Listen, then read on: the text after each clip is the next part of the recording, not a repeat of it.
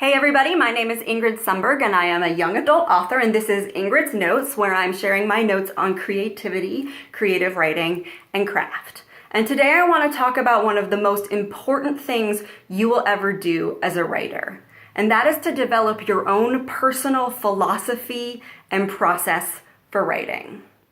There are hundreds of people who are going to give you advice throughout your life on the proper way to write a book.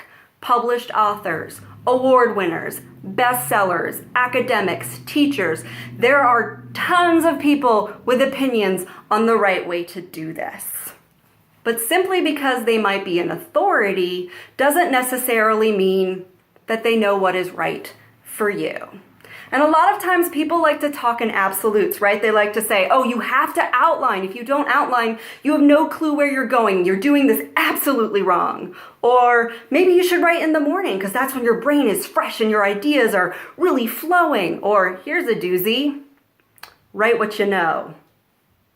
Oh, my life is pretty boring. If I just wrote what I know, I could never write fantasy because dragons aren't real.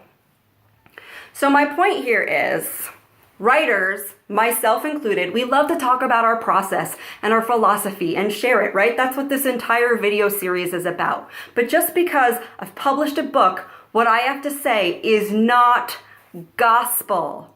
Should you listen to me? Yeah, sure. I mean, I do know what I'm talking about. It works for me. It's a philosophy I believe in, but you should try it and apply it and assess it and see if the things actually work for your particular writing process. And I love trying stuff. This is where you get creative and you break out of, the ideas you were set in for a little while, and you get to try something new and see if that actually will work for your process and your philosophy.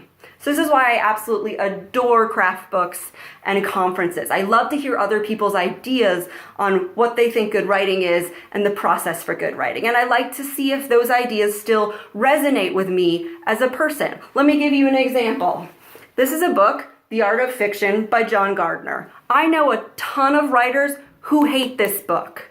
They hate this book because they think Gardner is a huge, pompous asshole. And he kind of is.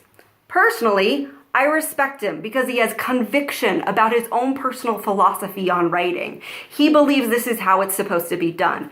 Do I agree with everything he says? Absolutely not.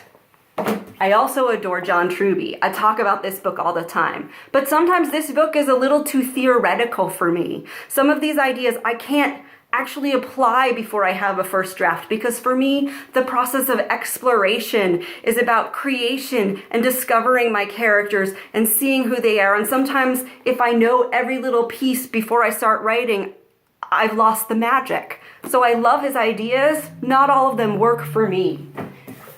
Conversely, I absolutely love Robert Owen Butler and his ideas about the subconscious and the dream world and the idea of kind of just getting stuff out in that first draft and letting it just explode and explore and be out there in the world.